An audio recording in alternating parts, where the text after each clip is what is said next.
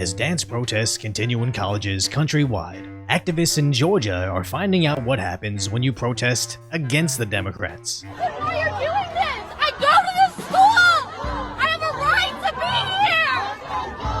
Why are you doing this? Let them go! And it's not just the students, but the faculty too. Get on the ground!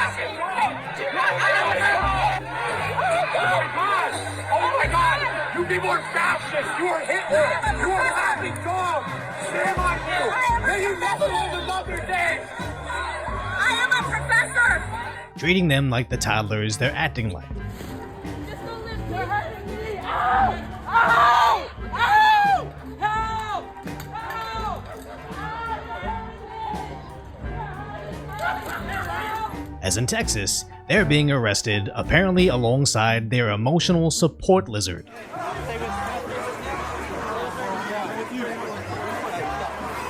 As these Texas activists seem genuinely shocked that they're being arrested. But it's not just Texas, but countrywide these college protests are being swiftly smashed by their local law enforcement agencies. Although some places like UCLA are building their own Chaz-style occupied protest zones, Cal Poly Humboldt has even appeared to take over their buildings.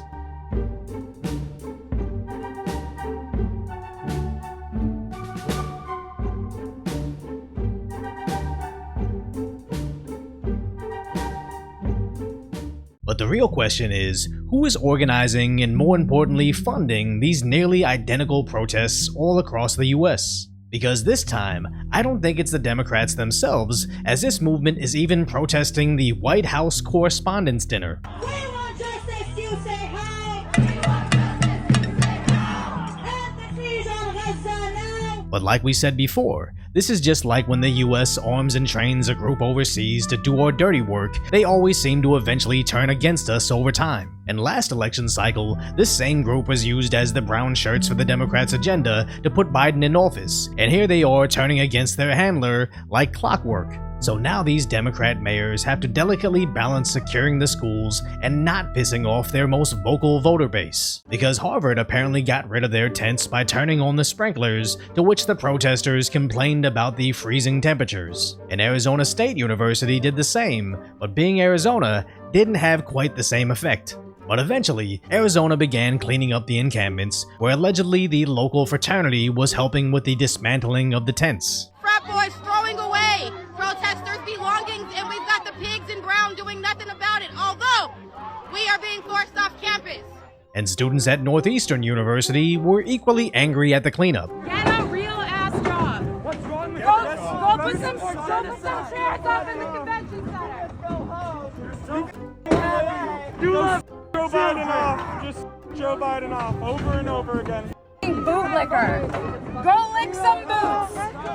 And I've never seen such levels of blatant irony. Idiots with nothing better to do than to occupy their school having the audacity to heckle men actually working, shouting, "Get a real job," while they pay tens of thousands of dollars at a private school that's currently teaching them dancing and camping will accomplish your political goals and stop the war overseas. The irony here is so thick it smells like pennies, which is also ironic because after all these protests, pennies is the potential salary for the people graduating from these indoctrination camps that used to be called college. As now the protests seem focused on not allowing students of certain religions to get into the school. Preventing me from entering, so I'm going to enter right now. You pay tuition, right? I do pay This tuition. is our, I believe this is our campus. Absolutely. Now, if you excuse me.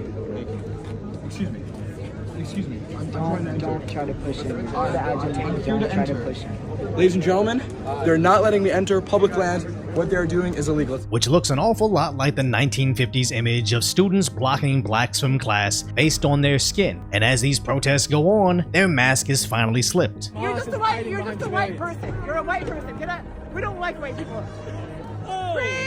Free Palestine!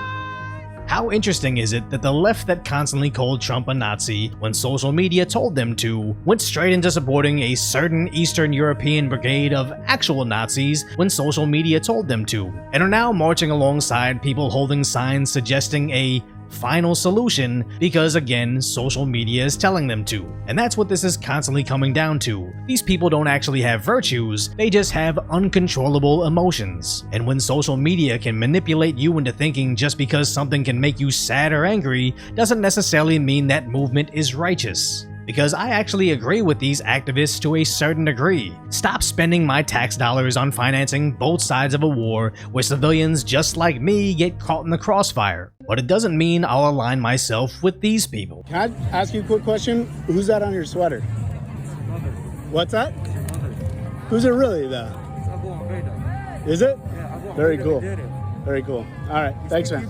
And as shocking as this sounds, it doesn't stop sitting Democrat congresswomen from meeting with these activists. And she wasn't the only one, or arguably the most popular Democrat is seen with them too. And I actually find it hilarious that these students fawn over getting a photo with AOC as if she was actually doing anything, where sure, she brings up how all these bills are 1,000 pages thick and they're only given hours to read to see if they actually agree or disagree with their contents. But when it really comes down to it, she votes along party lines whenever the party calls her to. She gets used as a prop in Biden photo ops whenever the party calls her to, and basically just like Bernie Sanders, she may run on all the things her voters care about when they're campaigning, but is basically the same exact politician as the other 200 Democrats in Congress that nobody can actually name. And speaking of liars, these UCLA activists are passing a 6-second clip of a man being, quote, a violent pig,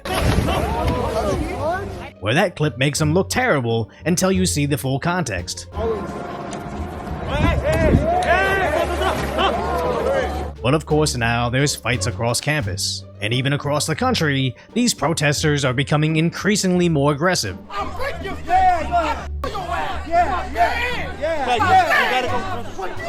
So much that some of these schools appear to have deployed snipers to watch over these activists occupying the college campuses. And even USC has now canceled their graduation ceremony, citing safety, to which they turned off replies, but the class of 2024 is obviously upset. So USC just canceled our graduation. Like, it's actually comical at this point. If you don't know, the seniors that are graduating college right now are the seniors that graduated in 2020, where we didn't have a high school graduation, and now we are seniors about to graduate, getting ready for our first real graduation, and it just got canceled.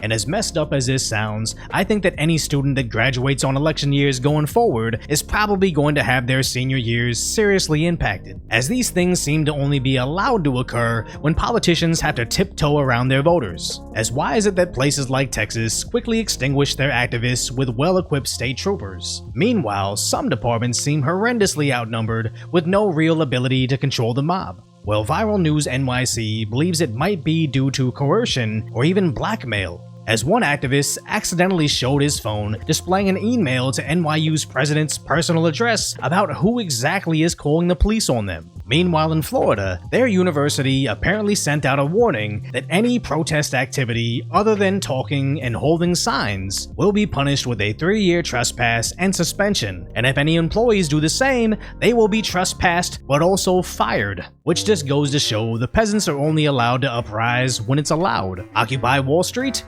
Absolutely not. But BLM echoing Biden's talking points? Go right ahead. Burn down our buildings and the Democrats will be sure to bail you out of jail. And that's why I think these college activists are so bewildered at being arrested over something that some of their leaders say they agree with. Last time they acted as the party's brown shirts in the streets, they were portrayed as heroes fighting for social justice against the evil conservatives. But this time they don't quite have the same allies, as of course Republicans, not conservatives, but Republicans in DC want these wars, and the Democrats only feign like they want peace, but when you look at what they're actually voting for, they seem to want it even more. So if you appreciate my concise, lighthearted commentary on the tragic status that is today's reality, hopefully I've earned your subscription, then go check out the video on the most insane political ad ever and how it just shows how desperate the Democrats have become.